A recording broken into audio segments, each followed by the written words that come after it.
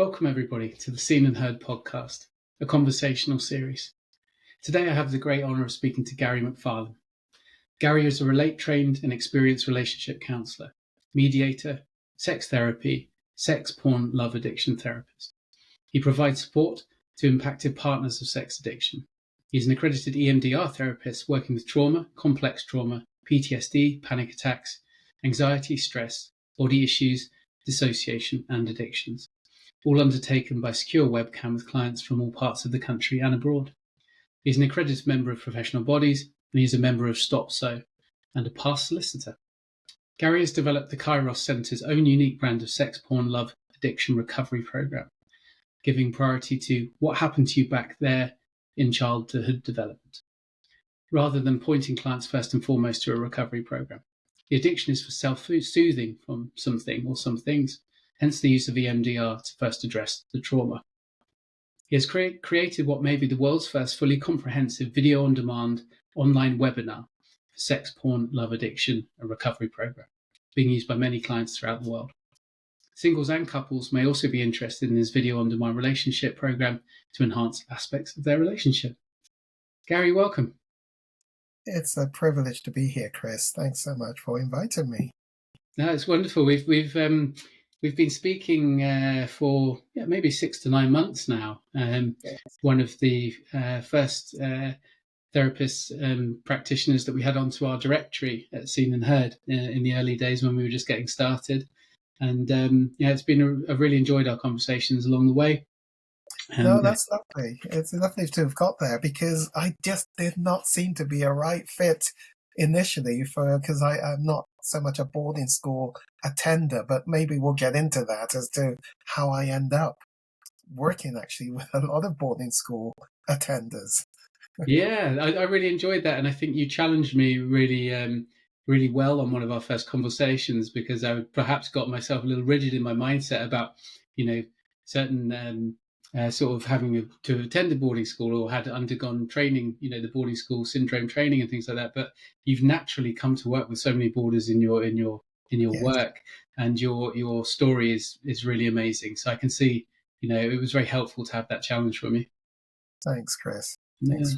Thanks for having me. No worries. Well, that's a bit of context of how we met, and it's been a great conversation since. But what really sparked me to want to do the podcast and ask if you'd be willing to come on is absolute fascination around sex, porn, love addiction on a very personal level, and with so many people that we see coming to Seen and Heard and in my own coaching work. So really looking forward to getting into that today. But I always love to know on a podcast, who someone is, where they came from, what their story is. So, Gary, if you wouldn't mind sharing a little bit about what life was like for you when you were growing up, and we can get a flavour of how things were. Well, dude, Chris, every time I lift my head up, I ask, how did I get here? And I just use how did this black man, whose wife is not going to see him naked, such was my shyness about all things sexual, end up becoming a sex therapist, sex, porn, love addiction, talking about sex all day. And I just look and how did I get here? Lawyer, one day, woke up, he's no longer the lawyer, he's the therapist. There's a journey. And I designed my life in a lovely packaged way. This is gonna achievements. It hasn't gone anything like the things I designed my life to be. So I always begin with when I first have a session with a client, I introduce them to themselves. This is the little black Gary, the little black baby, really. And in answer to your question, it's that I was born actually in Jamaica. And when I was 18, actually it was 16 months. It wasn't 18 months, 16 months old. My parents came to England to give us a better start in life, better quality of life, better education, etc. And so they left, and I was left in Jamaica with two older sisters. But I did not see my parents again until I was age nearly about 6, going on 7. And so some significant things happened that I had no idea about. I mean, what's the problem? They're the bravest of the bravest. In my 40s, I'm angry, Chris, with my mum. I'm seeing red, and I don't get it because I love my mum, love my dad. They're the bravest of the bravest. What on earth is going on? Why, when I go around to visit her, am I so angry at her and limiting the contact? And yet I want to, and yet I don't. And I couldn't understand the dynamics. And Chris, I really, the best way to put it is there's a Gary that I didn't know. And aunties, uncles, the extended family brought me up in Jamaica until I came to see my parents, these people. That's the best way I can describe them, these people. I didn't know there was a problem, Chris, but clearly this stuff in my 40s, when I'm now the lawyer, no longer enjoying being the lawyer, I'm a partner in a big law firm. What on earth is going on? Children in private education, big house. What's going on? I don't enjoy what I do. And what had happened is I started volunteering at Relate to train in relationship issues, singles and couples. And I was preferring the work with Relate than I was in the law firm. But the law firm was paying the bills and the private school but I'm waking up and this is drudgery, and yet I'm alive when I volunteer at Relate. There's a dichotomy. And so as I start to train in counselling through Relate, I realise there is this Gary that I don't really know. And the best way to describe it, Chris, the best way I describe it is using the Russian doll, really. Something had happened. And reading these books, Freud and all these others that I'm going away studying on the weekend, it was getting inside of me. And any of us that has done any counseling training know that before you can look to help others, there's something about you got to do that, and you got to do that, and you got to do that, and you got to go on a journey to find you, whether I wanted it or not, because of course I'm not that broken. But this stuff of books and Freud, it really was getting inside of me. So, Chris, I was on an unstoppable journey. And I have to tell you, it took out an 18-year marriage and 2 children. So this isn't small. It really was a pretty major event in my 40s. But it all started back there, really, which was the little boy. And clearly, and this is so relevant, really, as a part of what I call the attachment stuff, the insecure attachment. What is this? And how dare some person called John Bowlby try to put me in a box and tell me that if this happens to me when I'm young and this is going to show itself in adulthood, how dare you? And anyway, I'm a complex being made by God. I'm not like anybody else. And oh my goodness. Oh, I don't like that. I don't like that description. That's not. Oh, actually, that's describing me. That's really was the stark in my face, Chris. And I didn't like it. And I have to tell you, going into therapy, I was, someone has talked about your fingernails scraping the carpet where I'm being pulled. I'm not doing this. I'm not sharing myself with some busybody third person, probably female, probably white, probably in their 50s or 60s or something. I'm not doing this. I don't want to do this. But I was hemorrhaging. The little baby me clearly knew there was somebody called a mother that I had begun to attach with in those 16, 18 months. And I, of course, had no knowledge of it, but I must have connected with her, my pupils, breast milk, because we know actually babies can identify the breast milk of a mother from hundreds of others. It's just really? Really? And touch. So all the 5 senses had actually bonded with her. And so when she left, I must have cried and cried and cried because I was tired. I pooed, and this person didn't come to change me, to feed me, to put me to sleep. And I would have cried, and of course, I have no knowledge whatsoever of this. But something had happened, and so she left, she's gone. So something has set something up inside of me where I began to learn, Chris, that, and this is all so unconscious, people, so totally, totally unconscious. But I learned to build a force field around me that I didn't understand. So, Chris, I'm at university and I'm a law student. I'm going to be eligible. And I was thinking, why have these other guys got girlfriends and I don't have a girlfriend? Why can't I have a girlfriend? I'm not that. I'm quite handsome, and some of those ugly guys, those ugly guys have got girlfriends. Why can't I? Had no idea that I'd built this force field around me where I don't share me with people. I certainly don't let my heart go to people. Chris, I had no idea about the dynamics of that. I call it my ready brick force field. Yeah. And so I didn't let people get near me or get close at all. And I didn't know that. Let me just pause there. Oh, thank you, Gary. Thank you for sharing it. Yeah, resonate really deeply with a couple of the things you said there. I mean, the abandonment side, it said it's sort of 16, 18 months, such a huge trauma, but She didn't abandon me. She loves me. Of course she didn't. And it's terms like that I'm reading from Bowlby that I'm trying to... She didn't abandon me. She didn't reject me. It's not loss, and it's just... Yeah, but if you soften it a bit, actually she did leave. And Chris, you're quite right. It's just the words don't seem to fit. Yeah, no, I really hear you. Someone who my mum left, I think, when I was 2, and again when I was 4, and then sort of finally at 5.5, 6, when her and my dad divorced.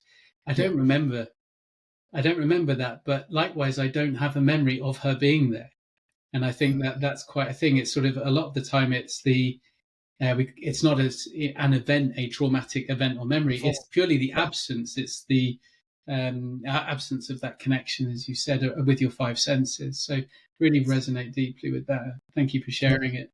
And so when you came to England, then when you reconnected with mum and dad in England, did you say you were around 6 or? Yeah, around 6. And again, you use those terms, which I can't identify with those terms Chris is using, abandonment. Yet they're exactly right, Chris.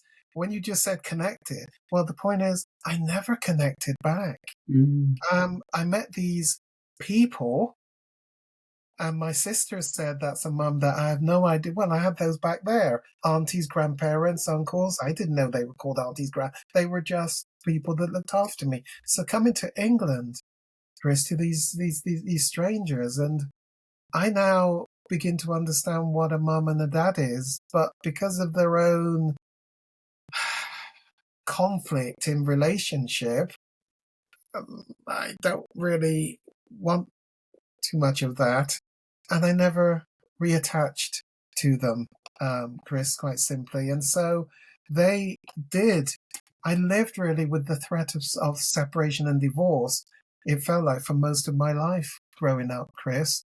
And eventually around age 10, that question, which of course still stays with me, who would you like to live with when we separate? And the child is given that question to make a decision. And it's just, I mean, I'm now 63, nearly 64, and that still resonates with me. Who do you want to? I mean, that's trauma at its height. But I lived with domestic violence, and I was scared of my dad. I was the oldest boy, and 2 older sisters, then me, then a younger brother who was born over here. So sibling rivalry, because he felt closer to my mum than I was, which of course I envied. But I couldn't go to my parents and ask for anything. I got him to ask but there's all sorts of dynamics that was playing out there. But essentially, what had happened was this little Gary had created these layers and layers and layers. So if somebody said, stand up the real Gary, I don't know which is the real Gary, really. I don't know. Is it that one? So I knew I was on an unstoppable journey to try and find the real me, because the layers that I gave to people was this one. If you're new to my systems, this is the person. If you've been with me for a bit, I might get you. But few people ever got into see the real me. But the problem was, Chris, even I didn't know the real inner Gary. And those that understand what I'm saying can resonate with this. Every now and then I saw this little boy, even me as the adult, and I knew I could like you. Hey, I see you. You're nice, aren't you? You're a nice. Gone back in. And it's just, I know there is a nice guy in there. I need to find him. I want to find him. It's unstoppable. And that was so powerfully unstoppable, Chris, that despite the kicking and screaming, I had to go into therapy because I then am going through a separation and the divorce potentially is happening, which is nothing. This can't happen. This can't happen. And then I have this older son, son who is getting close to 10. And oh my goodness, something I'd vowed never to happen, because of course, Chris, I'm not going to get married because marriage is for those nice people over there. But no, that ain't coming near me, because I'll have female friends, but don't call them girlfriends, because girlfriends become fiancés, become wives. I ain't getting married anyway, because, and unconsciously, people you give your heart to leave you. And so, of course, I then experienced my parents divorcing. They got back together sometime later, Chris, and they divorced each other again.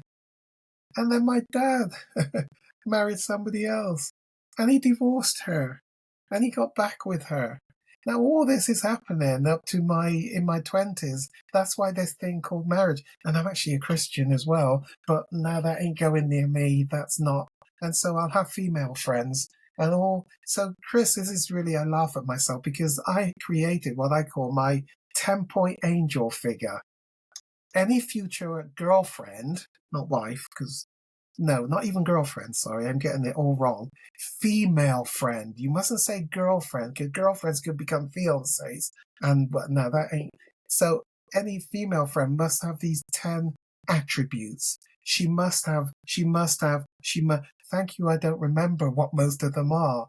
But you see, that's my unconscious way of avoiding females getting close to me. We can go to the cinema, we can do things, but we can't, etc. So that was the dynamics going on for me, Chris. And when my boy was nearly 10 and I'm going through a separation, a divorce, it was the biggest nightmare in my life that, quite simply, I died. I literally did not want to live. I really wanted the car to crash, and I did not want to live. It was the most painful experience to see history repeating itself. How does that happen, Chris? Is it in the water or the tea? Yeah. Thank you. Oh, thank you, Gary, for your honesty and sharing. I think I resonate very deeply. And a long while ago, I saw a great podcast, one of Piers Cross's podcasts, about the mother wound. Yeah. And it unlocked a box for me in my therapy and my development journey as well, to really understand that. There's, mum left a lot when I was young, off to boarding school at 7.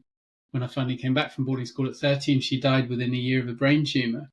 Wow. And so many of those sort of abandonments by the feminine, if you like, not just the mother, but in boarding school, the lack of femininity that was allowed, either from men, from women, the kind of shutting down of anything that was any kind of appropriate touch, any connection. And it had been so absent in my life that, as you say, when you get into your 20s, for me, it showed up in a very similar way, in that I couldn't relate, in a romantic way to girls, women at all. They were kind of held up on a pedestal, sort Yeah. of slightly far away from me, but they were kind of untouchable, unreachable, and so was the feminine part of me, the soft, Oh, kind, connective, nurturing part was long gone as well. So I really hear you. Yeah, really hear no, I really get that. And I really want our listeners to hear this. It's never a criticism of our parents for me. And I say this to my clients, before you criticize your parents, what you must do is look at the parents that parented them. Because what you'll see is, and this my pen is my baton. I have to get it right. I've sometimes been counseling a lot of Americans, and I've been saying baton in the relay race, the athletics race, baton, and they had no idea what I was talking about until many sessions later. Oh, baton! But there's something in the relay race, Chris, of something that gets passed on down the generational line. So there's an intergenerational. So parents likely experience some stuff, including abandonment, somewhere back there. And we resolve as parents to do the very best for our children. That's the point we really need to hold on to. Mostly our parents endeavor to do the best that they can do. They don't really set out, most of them, to hurt. But the things that they've been handed, and they've tried to filter off the worst excesses and resolve this will not happen to my children. But the problem is they filtered off only so much, but there's still a whole heap of stuff that gets handed on to the children. So it's never a criticism of parents, but the fact is there are wounds that they're carrying, which get somehow passed on down the generational line as wounds to the children. And you. that's why I offer to my clients, let's look at those wounds. Yeah, yeah. Thank you, Gary. It's so powerful to. I had to go through a lot of anger towards my parents in my therapeutic journey, but that's really healthy. Yes. To come back together, and my relationship with my dad's never been better. I've healed with my mum's spirit; she's no longer with us. But they don't have to be around for you to do the healing work. In fact, it's easier because they can't answer back. That's, Chris, that's a powerful point Yeah. you just made as a off by the way, Chris, that's really powerful what you just said, because there's a lot of, certainly my clients, that are grieving because it's ended now, they've died. I can never get closure. That's not true. That is not true at all. There are different processes, but you can actually really healthily deal with a lot of those things you're carrying as unresolved because they're no longer alive. That's really powerful what you just said. Thank you, Gary. Yeah, it's definitely been very a very important part of my healing. I think that the one that really unlocked the mother stuff with dad, there was some basic anger, there was some sort of abandonment stuff. Particularly, he didn't want me to go to boarding school. Mum did. Mum won the argument. Off I went at 7. Dad would have rather had me at home. So I held some anger. Why didn't you fight for me? Why weren't you there for me? That resolved relatively quickly in the therapeutic process. But the mum stuff only came when I started to find my inner feminine, Yes. to identify it, to meet Yeah. it, to start to listen to it, and then suddenly mum made sense. And what mum had done was, through a great act of love, because she was really unwell, felt that she put me somewhere safe, and that was Yeah. boarding school. And suddenly my heart was open. She didn't know any better, At all. At all. she did her very best, and so now she lives with me in my heart, my head, and we talk most days. But yeah, That's beautiful. it's important what you've brought up about that. I mean, just so much coming out of your story. I mean, just one of those things, which is, well, just the unconscious big boys don't cry. And of course, if big boys don't cry, then the adult man can't cry. And yet those emotions are proper emotion. So we're not really allowed to properly own anger. So, Chris, what happens is the unresolved, on the inability to express those emotions get locked into the body. Mm. Now, you can't call those events trauma, can you? Well, I do, because I say to people that trauma isn't what's happening between Russia and Ukraine and Israel and Hamas. Trauma is the 6-year-old whose Action Man or the little girl whose whatever the toy is taken by the little girl, the little boy down the road. And when you go to get it at their house, a father opens the door and then slams the door in your face saying, it's not yours, it's my child's. And your child, your parents, your dad doesn't go and rescue it. And you're telling me about that 30 odd years, 40 odd years later in the therapy room. That was trauma, and it got locked into the body. And so what Bessel van der Kolk is saying, we remember trauma less in words and more very much, it's locked in the body. And there is actually a way to find a way to get it out, and the key thing also that you were saying is the mother, Chris, is really significant. But I need people to keep hearing that it's not a criticism, but mother is different to a father. And it's not a sex, it's just the fact that this baby Chris, this baby Gary, was in her tummy for 9 months-ish before he came out.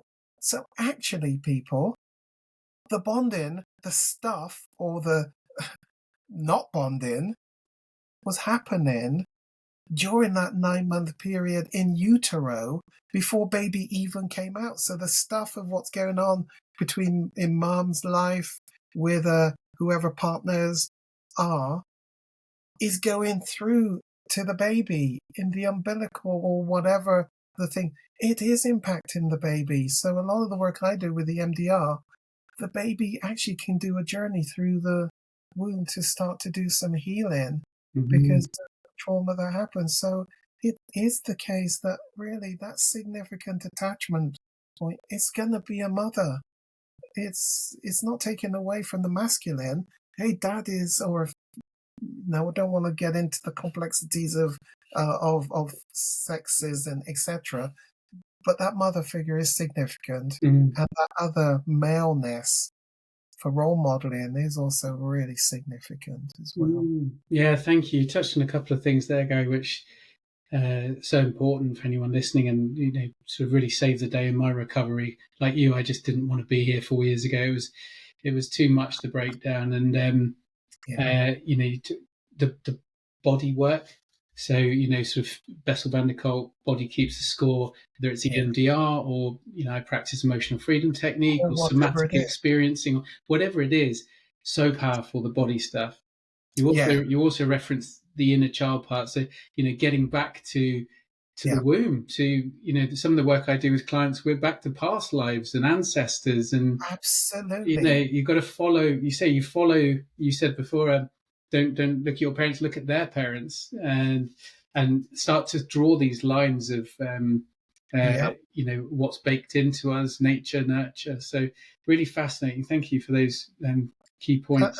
And the brain and the body will lead us. That sounds odd. What do you mean by that, Gary? If we're willing to be a little bit vulnerable, just get these clever club therapists out of the way, because the body really does know how to heal us. The brain knows what to do. In the hands of some skilled therapists, it's not really it's the skilled therapist, yes, but in the hands of a skilled therapist, your body, the somatic, as you say, and really the brain can heal the stuff of 50, 60, 70 years ago, 5 years ago. It can, using one of the different processes. And it just so happens one of them that I use is EMDR, but the somatic and various others, wow. Yeah, some good stuff. It's never too late, I think, with healing. And so many times in my own journey with others I've spoken to, they've sort of written themselves off. They feel there's no way back. Like you say, they're trying to heal with someone who's no longer around. There is always a way to do it energetically with the body. Thank you, Gary, because I think that's important for people to hear. But I'd love to, just segue a little bit for your own journey then. So you mentioned, because we want to talk about sex, love, and porn addiction. So that's a real specialism for you, and it's a really great topic. You mentioned that as you came out into your 20s, a female friend could become a girlfriend, could become a fiancée, could become a wife. So you were holding things at bay. Obviously you've talked about your mum and the attachment side of things. How then did you move in your sex, porn, and love journey? How did that take you on your personal side through to the work that you now do as a specialist in that area? Yeah, thanks for that question, Chris. The dichotomy, if I put my hands like this to fit it in the camera, is the lawyer, but somebody who was really interested in helping people, counseling as well. But they were both helping people. But coming up through youth clubs, maybe churches, whatever, talking to people was naturally me. So one paid the bills, the other didn't, but I enjoyed the one that didn't more. So I go on this journey to start to volunteer at Relate. All I knew was I wanted to become one of these things called a sexologist. I don't know what that is, but I just sounded, and the work of talking, because as a youth, sort of helping young people, I just enjoyed talking about sex, which was bizarre for somebody growing up in my family where there's some kissing on the television and it's just, what are they doing? Ooh, turn the channel over. And that, of course, set up my view of the human body, nakedness, nudity, and you don't let your parents know that you've seen something. So a torn up nudie magazine in the park when we're playing football. And oh my goodness, what was that? What is that? Because the best for me was the library. And because there was no sex education from my parents at all, and when your body is doing stuff and it's changing and you need to know, the brain is saying, I need to understand that. I go off to the library, of course. And now you're looking at the biology books and there's images and pictures of biology, but it's sexual reproduction. And so how do I get this book to the desk and get it stamped? It's just biology, Gary. It's just, yeah, but as a 10, 11-year-old, it's not. So that's my journey, really. And then coming across the images of, at the time it was magazines, not the internet, that nudie magazine, as we called it. And then as boys, we hid it. And to go back and look at it is just, and the strangest thing, Chris, I still remember the excitement, but I didn't go on to have a sex porn addiction. And I don't know how and why. Probably maybe my Christian faith, because etc. I don't know, but I didn't. And so my journey is more, I want to help people. And as the lawyer, clinical negligence, quite specialist, acting for NHS Trust, then changing side track for the patients, I was helping win in tens of thousands, even £1 million of compensation for people. But that wasn't giving me the satisfaction somehow. And then over here, the human element of being able to see that this couple coming at Relate, possibly divorce or whatever, and they've got children, I realize, I guess, and again, it feels so unconscious because I can't even remember myself thinking this way, but there's money to try and make the pain of the operation that went wrong that I've helped to win for you. That's great. Thank you, Gary. Really appreciate your work as a solicitor. But then over here, the couple whose relationship, and somehow I could make a small impact into that. That human element made a significant difference to me, Chris. So I train in relationship, and that was just an obstacle course, really, Chris, to get to the sex therapy. Again, I don't know how that came about for me to be interested in talking about sex. But hey, Gary, before you become a sex therapist, you've actually got to train as a counselor. Oh, really? Oh, all right, then let's do that. And so I do that for a number of years, go on to do the training in sex therapy. It just was such a natural adjunct to working with sex, working with couples. So each one really, working with singles, working with couples. But you can't just work with a couple because the casualty, sex is always the first casualty when there's conflict. But we're very English, and I can call myself very English because I've been over here for over 50 odd years, and sex is just not. But now let's talk about it. How's sex going for you guys? Oh, Gary. And it's just, Gary, you may need to tone it down a bit because people talk about what you do in the bedroom, and now let's just talk about sex. So I'm much more open and willing. I do calm it down a bit because I realize they're not in the same place as you, Gary, talking about sex all day. So I do change the language, and we but the sex side. But people aren't going to offer you sex until they realize it's a topic you're comfortable with. So I feel my way until I've built a good therapeutic alliance with the clients, and I can go in and say, hey, tell me about sex before you go. Yeah, and I do it in a nice way. But then, of course, coming out of the sex, the casualty of sex and the porn, Chris, really what I'm doing is doing a stepping stone that just said they were just natural adjunct to being added for the wholeness of the person in front of me. And I really wanted to help that couple and that individual to be the best that they can be during our short life here on planet Earth. And that's really lovely, Gary, but that's the truth of it. The helping profession, I just want to help people in my interview as a trainee solicitor. Yeah. And actually it's the same with therapy. I just want to leave a lasting legacy in people's lives, as many as possible. Is that arrogant? Don't think so. And if it is, I'm okay with that because I think there's a better quality of life that we can all enjoy. And it's the client that designs that life, not me. No, thank you, Gary. That's really helpful. And what you've done is open the door a little bit there to look at those sort of, because sex, porn, love, we put little slashes between them, but they're very big and different topics. And I think the first one you opened the door on, I'd like to talk about. So porn, you talked about, nudie mags, and everything you said, I felt it straight there. I mean, to learn everything I knew about sex and women came from porn. Came from nudie mags. Yes, and porn. Yeah, 80s and 90s. There was no, I was at boarding school. There was nothing coming from home, and it's all very stiff upper lip there anyway. Got a bit better in my teens, but still making a real kind of mess of it as I went. And until I stopped watching any kind of porn or consuming any kind of porn about 3 years ago, as a very giving up an addiction, if you like, I noticed that my porn got progressively harder and harder and harder over the years. No pun intended. It just to the point at which one day you look at it and you go, "Fucking hell, how did I get here?" Yeah. And it was all just. It needed for me. I needed to feel like I was doing something wrong to kind of get off on it. And I think, could you speak to the porn side of addiction? And that would be very helpful.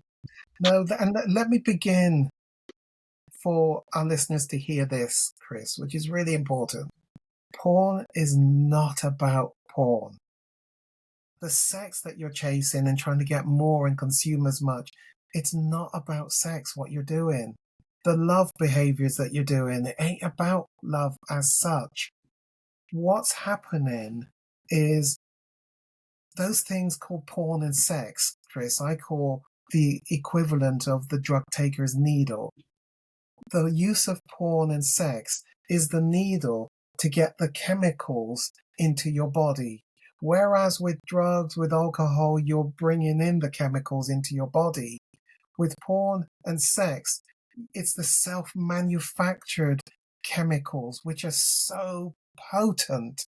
And I have to just say that they are so potent. That's why many people, particularly the female partners, don't necessarily all believe there's such a thing as a porn addiction. It's just men behaving badly.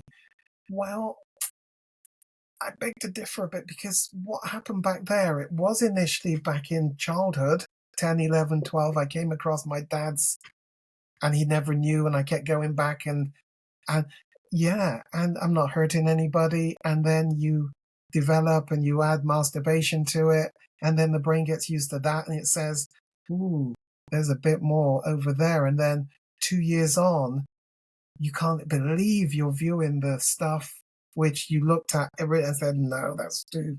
But what you've done over the years is you've crossed boundaries. You've taken risks. And whilst you were doing the behaviors and your parents in childhood were just in the other room or downstairs, the body was pumping this stuff and your arousal template, your developing sexuality was being shaped, and in it was taking risks and crossing boundaries. And so constantly now, as that now develops and you're getting that high from the dopamine, the oxytocin, you're escaping from your problems. So a number of things are being set up, which is when I feel negative and I do this behavior, feeling, in fact, we started out with behavior, a negative feeling, and then in the middle was thinking, what should I do? Because I don't like the way I'm feeling. Bullying, being compared to another sibling, boarding school, what are parents arguing, going through, whatever the thing is that made me feel, my brain then remembered this thing I came across, viewing these images, or even alcohol, or my PlayStation, or whatever the compulsive thing is that you learn to do. And the brain said, let's go and do that. So when I feel, I think about what to do, and I do that. Over time, feel, do, no longer needs a brain intervention. It just, when I feel, this is what I do. Feel, do. So they've now got paired up. I don't have to think. So you created a neural pathway. Think about it like a hamster wheel. When I feel, this is what I do. And that's got set up. But all along, it looked like you were doing porn and sexual things, but actually, it was a way of getting the chemicals into your body. And then over time of the hamster wheel, the physiology of the body got changed to become use dependent on some really potent chemicals in childhood, often during those early developing years where you've already got these puberty hormones shooting through your body, and then you're going to add these extra really potent ones, and they now set up the template for your sexuality to a great extent. And constantly you want a new high, or actually it's not always new, it's to maintain the same high. But the drug taker and the type of drug they were taking 5 years ago is rarely the same type and level that they're taking 5 years later. It's the same with porn, except it's more about the novelty, the newness, the chase that creates the pump.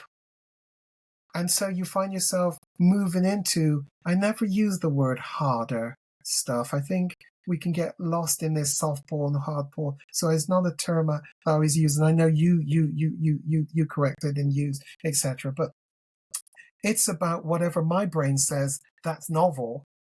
Let's go through that gateway, and once you've opened that gateway, even if it's got a ooh, and yet somehow a year later you find yourself absolutely in there, and constantly the brain's looking for more, because what it's trying to do is maintain the high. Yeah. So the porn is a way of managing your emotions. It's not the porn, it's the chemical fix. It's the way of managing. So the boarding school and the unconscious trauma and the stuff that's happened back there, it's not you who choose the compulsive behavior like you thought. It's not you. It's your brain that chooses it. So another friend of Chris's could say, hey, Chris, I came across this bottle in my dad's living room. I think it's called whiskey. Taste this, Chris. It makes my tummy warm, doesn't it? Isn't it nice? Chris tastes it and, that's disgusting. It tastes like perfume. Come on, let's go and play football. And then the next day, Chris says, look what I found, these magazines. And, hey, friend. And the friend looks at it and says, oh, that's fun. Next day, Chris says, shall we look at them again? The friend says, nah, Chris, that's boring. Let's go and play football. Why did one gravitate to alcohol and another one porn or whatever?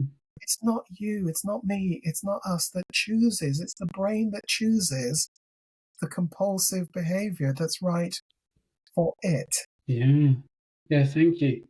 Thank you, Gary. That's so helpful. Yeah, very much on a personal level now, I'm kind of connecting to this, that with the number of addictions that I had over the years, I spoke to someone else about this the other day, and what I said was I started stacking addictions. So, Yeah, with the porn side of things and masturbation, growing up in sort of an institution, very repressed sexual sort of institution, single sex for a while, then mixed gender, etc. As you say, that the start of porn and masturbation is risky. You have to do it so, because if anyone notices, oh you my get goodness, you get the shit beaten out of you, or you get shamed in front of everyone, etc. So yeah, yeah, you say the heart starts going, and then for me, then went smoking, then went drinking, then went drugs, and yeah, then I would be stacking those. So on an evening, I might be gambling, smoking, drinking, yeah, eating to excess, then yeah, looking for a strip club, yeah, then so there's just more and more and more, and in the end there is sort of the hungry ghosts, as Gabor Mate talks about it with yeah, addiction. It doesn't yeah, matter how much you stack, you can't get there. You can't absolutely. get there anymore. And the point is, Tris, yeah, that's so great the point that you just made, which is there's always pretty much, folks, a co-addiction waiting in the wings. And that's why I say porn isn't about porn. Sex isn't about sex. Because if you get rid of the porn and the sex through a 12 steps recovery program, through some other recovery program, there's one waiting in the wings to take its place, because what it's trying to do is manage your emotions and to self-soothe. So get rid of one, and through the back door will come another. So in the recovery program, my recovery program, the Kairos Recovery Program, I'm always watching what's going to come through the back door. So I want to know what those co-addictions are. Was it my game console when I was 10, 11, and I played for hours, etc.? What's going to come through the back? Because it's all about giving you the chemical high. Yeah. I call this, Chris, my mathematical formula, which is the word shame plus narcissism equals porn addiction, sex addiction. Shame plus narcissism equals porn stroke sex addiction. So in any recovery program, remember, there's two parts to a recovery for me. You got to deal with the childhood events. Even the child who says I had a perfect upbringing.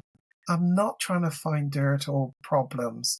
I often use the situation of the curate, the minister, with the child living in the manse and a beautiful family, etc. But every time the telephone rings, the 6-year-old learned that dad's got to stop running cars along the ground with him, or playing football outside, or playing with him, because the phone equals a parishioner needs my dad. And of course, that's dad's job. So dad's going to go. And what's the problem there? But so I had a lovely upbringing, Gary. But it's when I get older, and now I'm having real issues in my relationship with my partner. And if you think back about the Action Man or the doll or the equivalent of whatever the child down the road took and didn't give it back, why am I in marital conflict? Because whenever she uses my toothpaste or toothbrush or my coffee cup and doesn't put it back, I get so angry. What's that got to do with my toy that was taken by the child? I don't mind her using it, or him using it, as long as he puts it back, therapist. Gosh, even that's a bit over the top for me. What's going on? It's nothing about the coffee cup or the toothbrush or the tooth. It's something back there that happened. So we're never trying to find some dirt, really. It's just about the family growing up. Even the most beautiful family, it's the way your brain interpreted your parents' way of trying to be the best that they could do, but somehow your brain received some form of hurt, pain, whatever it may be.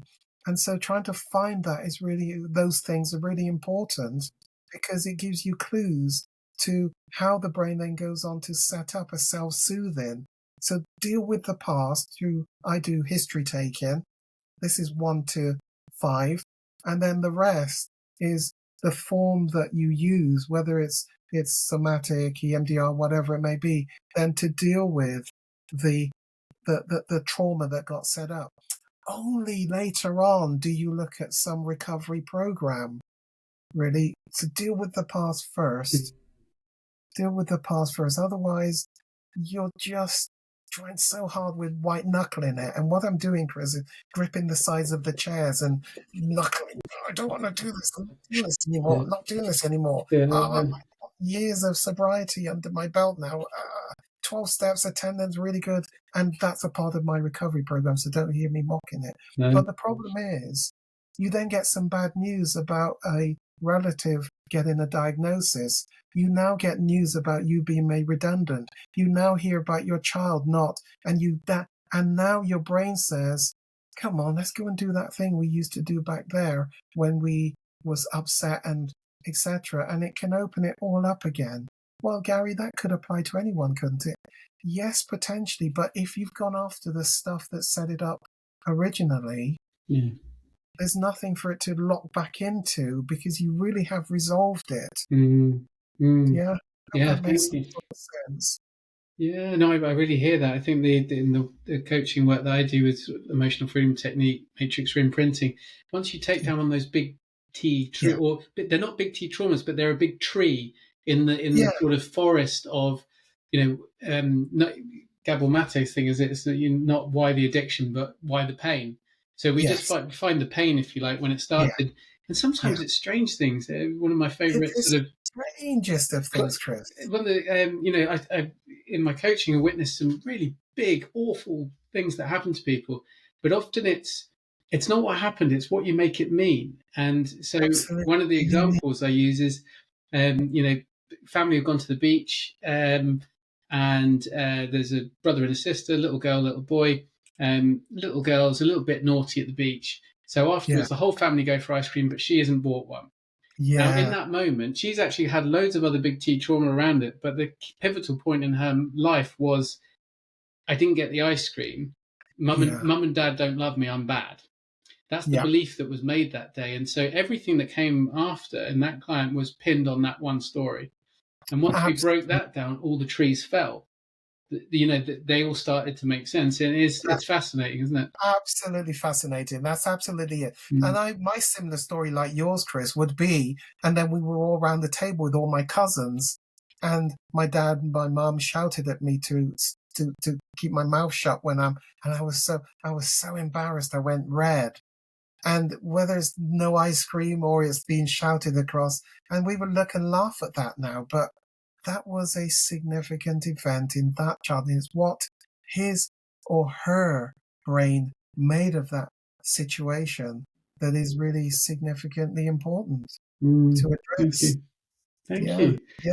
And so you mentioned the Kairos Recovery Program that you've set up and run, and you've become very well known in this area. I know your podcasts are very well watched, and so we talked about kind of going backwards to go forwards, if you like, and dealing with the root cause stuff before any kind of 12-step program or recovery program.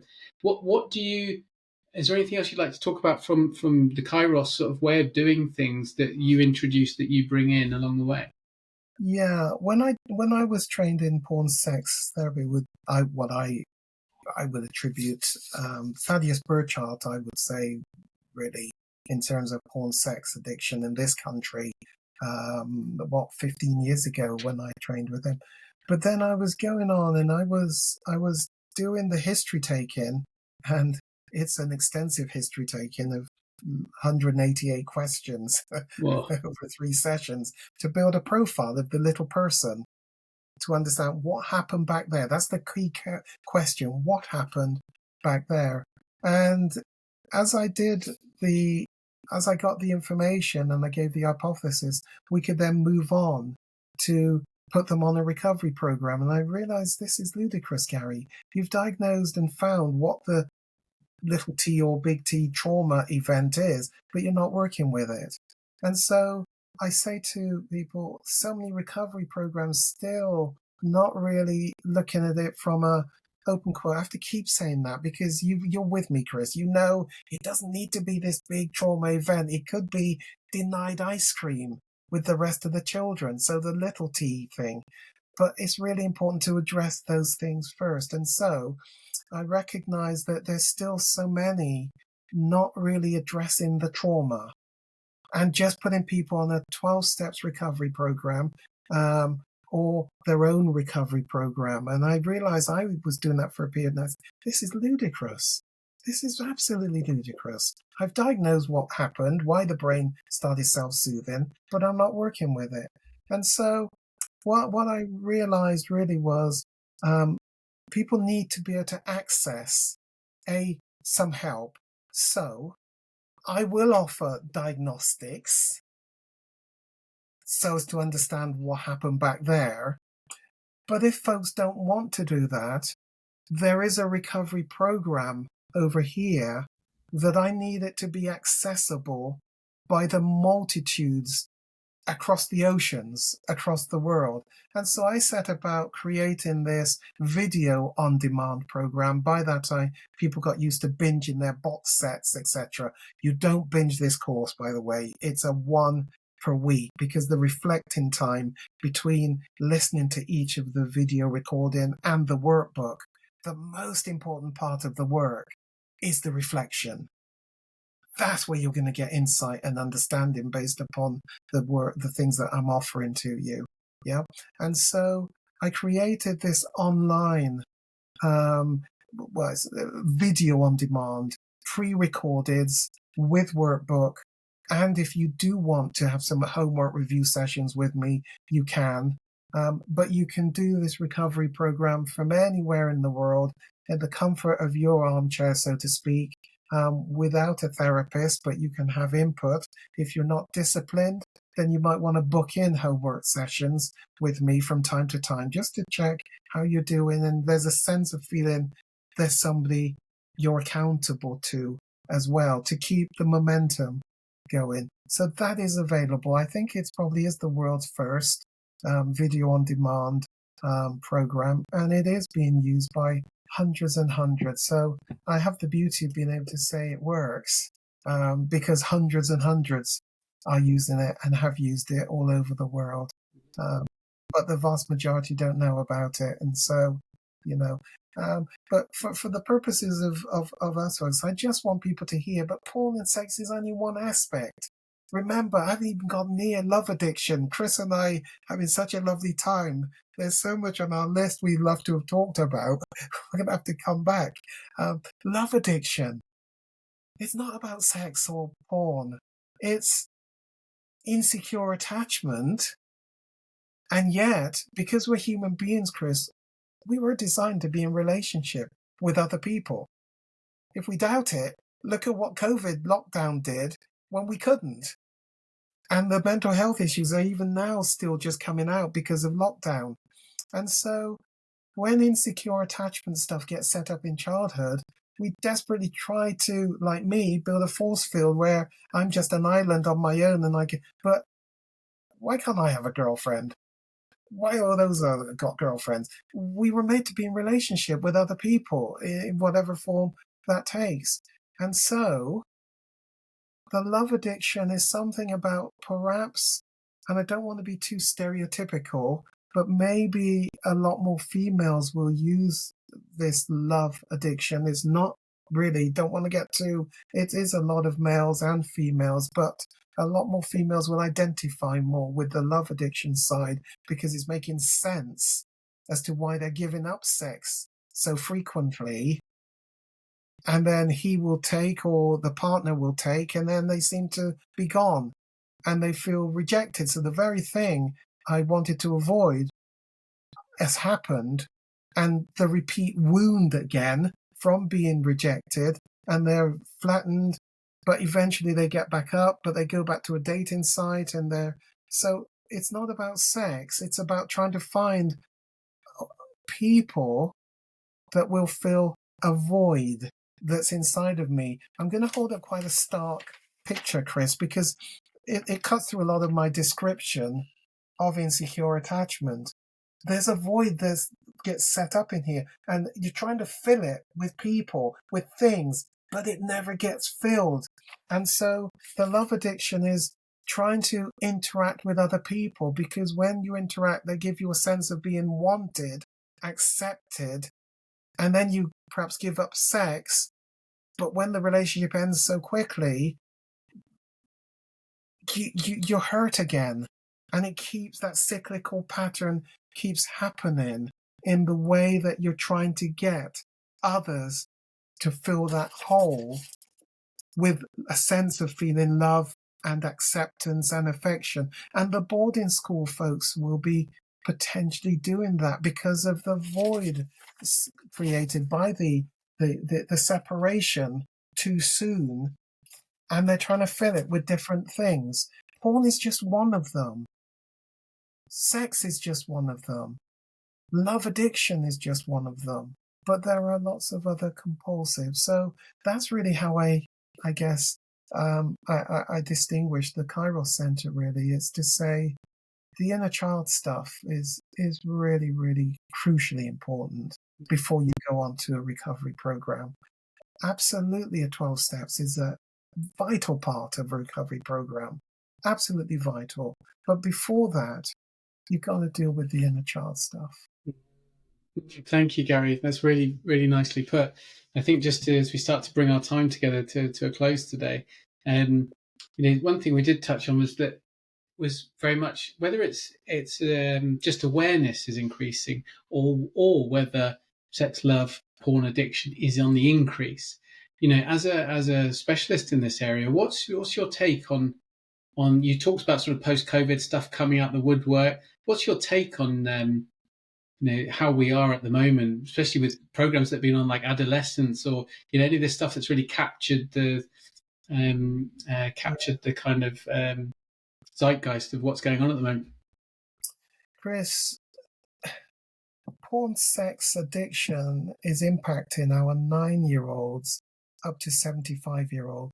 This stuff is being exchanged in the playground, on phones, etc. It is a major problem.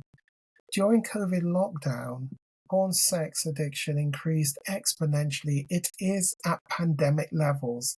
It's a serious, serious problem. And the behaviors get passed on to the next generation, the children. We know that. It absolutely does. It is at pandemic levels, but it isn't after dinner conversation stuff that you can just talk about very openly. So shame, remember that mathematical formula, shame plus narcissism equals porn sex addiction. So shame means hide, hidden. Don't share, don't attend 12 steps, don't share with after dinner with anyone. Keep it hidden. And so the thing proliferates because you've got to stay in hiding because people will judge me. And then the narcissism element is, I'm not saying my client's a narcissist and NPD, narcissistic person. No, what I'm saying is they will have traits that come out of narcissism, because narcissistic behaviors mean me, I, me, myself, I. And it's not always visible because it looks as if I'm doing for others, but what they're missing is, but when I do for others, it's always conditional on something coming back for me. And also the hiddenness of the behaviors, because others will judge me, means I'm in a closed room, and when I'm doing the material, I'm not thinking about the person on the other side of that porn stuff that they're doing. I don't think about their life and how they came to be doing what they're doing. They're there to service me and I, and more me and more I. And so there's something about recognizing we all need a helping hand at times in life. And it's not a weakness to hold our hands up and say, I need help. I did not want to go into therapy. Absolutely. And anyway, I'm a black man. and I don't need this. And I absolutely needed the help. So I say, it's on the increase. significantly so. Ease of access, the age range 9 to 75 years. Believe me, Fred is age 10 and he's never kissed a girl and he's on the sex offenders register. What? Yes, absolutely. And never kissed a girl. There's a problem out there. There is a big problem out there. And most parents have no idea of what their kids are doing in Yeah. their room on their mobile phones. So it is at pandemic levels, Chris. It really. Yeah, All thank you. Actually, that's my instinct. Just I've got teenage daughters. From what I see from the group chats, thankfully they've managed to get through so far without a smartphone. We're a part of smartphone free childhood, and that's been helpful in many ways, keeping some of it at bay. But it's a difficult subject. I think for me that the porn addiction changed. A couple of things really changed the game for me, which was understanding energetically as well that porn is made by the shadow for the shadow. It's made by the shadowy parts of us for the shadowy parts of us, if you like, to get the heart going. And that there isn't, people say there's soft, there's hard, there's sort of female friendly, or there's couples. Ultimately, it's from the shadow for the shadow. And I think that really struck home for me, that it needed for me to be a zero tolerance to it, so none at all. And the second thing was that energetically as well, that if you're masturbating and watching pornography, you are energetically in many ways performing a rape and a non-consensual sort of sex act with the people who are performing in the scene. And whether people believe that or not, say, well, they chose to do it, etc. If you know anything about how porn is made and the kind of people that get pulled into it, etc., when that hit me, I suddenly realized that between those two big things, I couldn't do it anymore. It had to stop. Absolutely. And what came after that was, no porn meant no masturbation, meant my sex life drastically improved, with my partner, and meant so many other things came out of it as well. Yep. So, there's a journey. There's so much on the other side of sobriety. I use the term sobriety, that I don't even try and tell my clients. They just have what do you mean? But partway through the program, they start to tell me the things that they're experiencing. I say, yep, there's so much on the other side of sobriety, and and there's so much more to come. So much more to come. Brilliant. Yeah. Well, lovely. Yeah. As we wrap up then, Gary, for anyone who's interested in your work, wants to learn a bit more, wants to work with you, etc., where should they go to find your work? Yeah, there's this other Kairos Center, I understand, in London that does other things. So the website is www.kairos, Kairos-center.com. Kairos-center.com. That's where I am. My podcast is the Sex, Porn and Love Addiction podcast. The Sex, Porn and Love Addiction podcast. I think it's probably up at 50-something thousand downloads in a short period of time. Yeah, we'll make sure those links are in the show notes today so that people can find them easily. But as we bring things to a close, Gary, it could go for hours on this. It's a great and interesting topic, but I just wanted to honour your work, your journey, the time you've given today to help to give people a bit of an overview, and some of the really sort of heartfelt points that you've pulled out here. Very much the sort of humanity behind, addiction and the reasons we seek coping mechanisms, survival strategies, self-soothing, etc. It's been really enlightening. So thank you so much for your work, for your time today. Thank you so much, Chris. And I guess my key thing is, people, please don't pigeonhole me in sex and porn. That's just so happens the area that I'm more skilled in. But what I want you to recognize is you probably have some coping strategies that you've been using for managing the stuff that happened to you back there.